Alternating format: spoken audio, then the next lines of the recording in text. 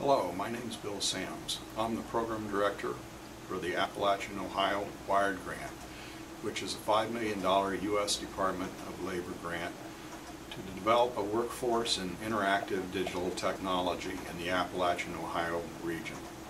This grant has the potential to be a catalyst for change in developing an industry in this area.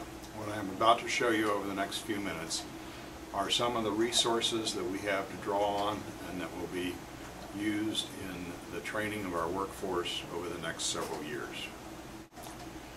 This short 10-minute documentary film clip will focus on three of our major partners in the WIRED grant. That's Shawnee State University, Kent State Tuscaroras, and Ohio University. Here we are at Shawnee State University looking around at the Vern Rife Center.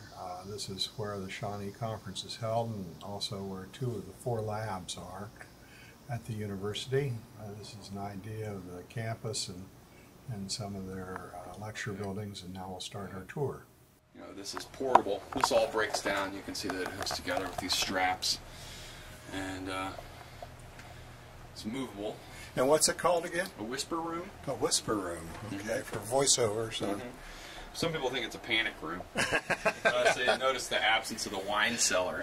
Yeah, well, could fit that, and now the drums and stuff here. Digital drum set.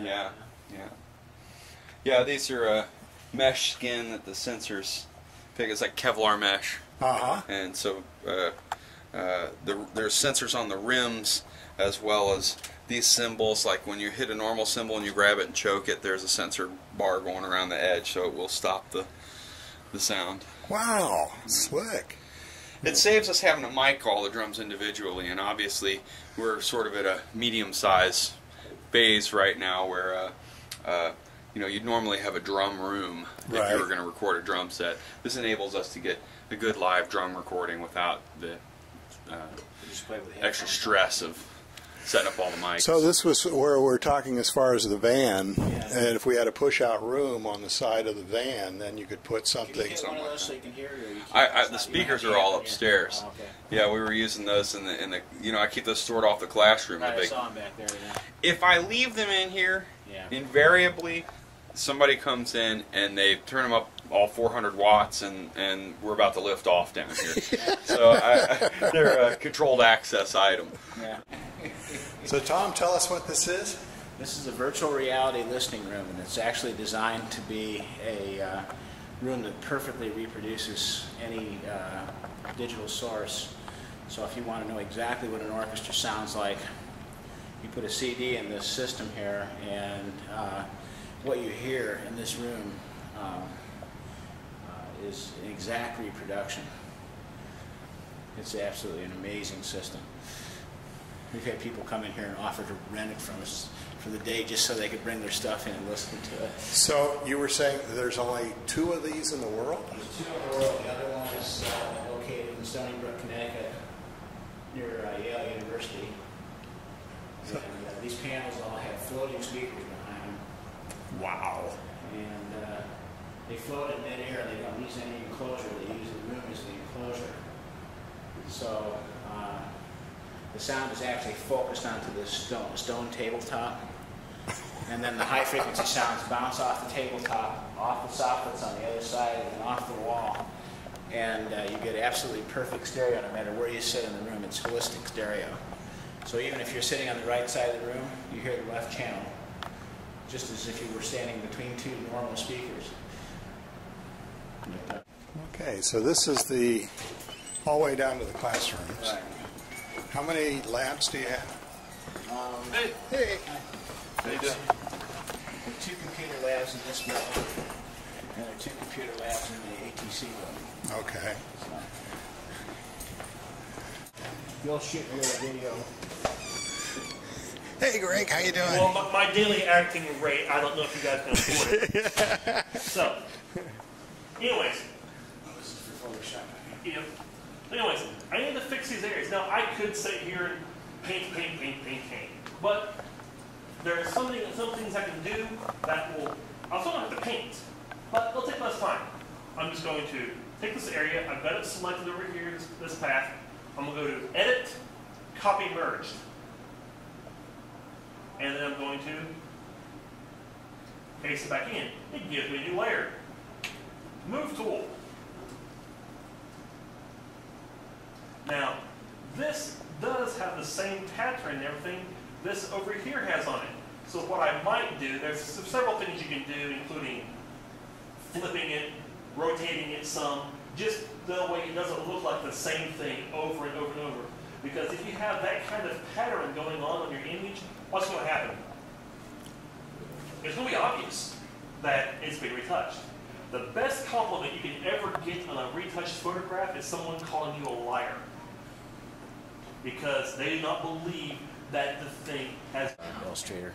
Okay. Do this. Flip right here.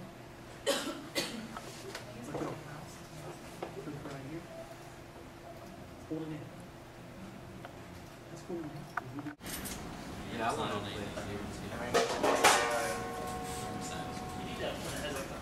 Do you ever beat it? Yeah. No, push the wrist I did both ways. Well, actually, I guess I did it. High-tech wiring. Now we move to Kent State. Anytime, do whatever work they need to do. Of course, the whole campus is wireless, which, as you find out, sometimes works really well, especially if you can get into the system. We have a staffed resource desk, so there's always help available as well. And you say there's 40 stations? There's 40 stations here. Wow, that's great. The best computers money can buy today. Uh-huh. And again, you will notice it's totally equipped with two-way video conferencing. We really teach about half of our classes that are junior and senior through video conferencing with Kent, where the Kent students receive our classes from. So you're really the lead instructional group for Kent as far as this kind of stuff? Yes. In fact, we were very fortunate that when they Appears on the screen, no matter what their location, everyone can hear their question, and he takes the floor back and gives a response. Wow.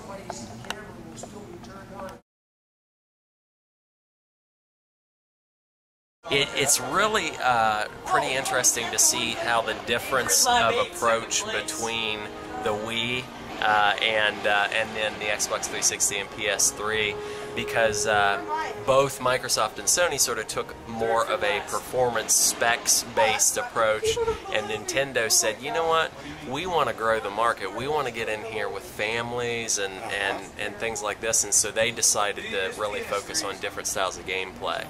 And so it's interesting to see the different kinds of customers who like different things. This is a massively multiplayer. They're actually playing against a lot of other teams and someplace else. Yes, they're playing. I'm not sure if they are. I'm not sure how many people are playing in this game, but it does look like there are plenty.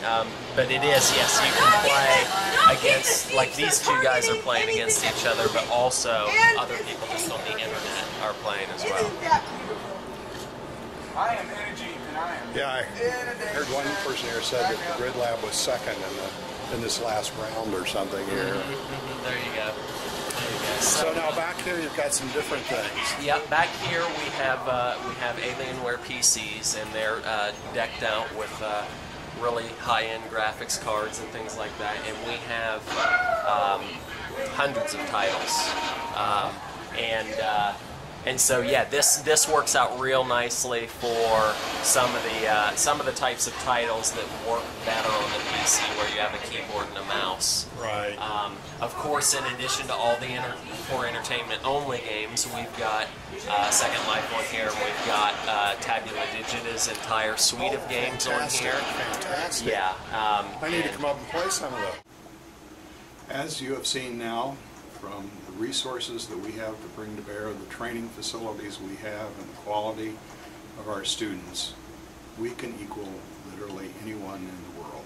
It's just a matter of our coming together and applying our capabilities to create a center of excellence in the Appalachian Ohio area in interactive digital technology.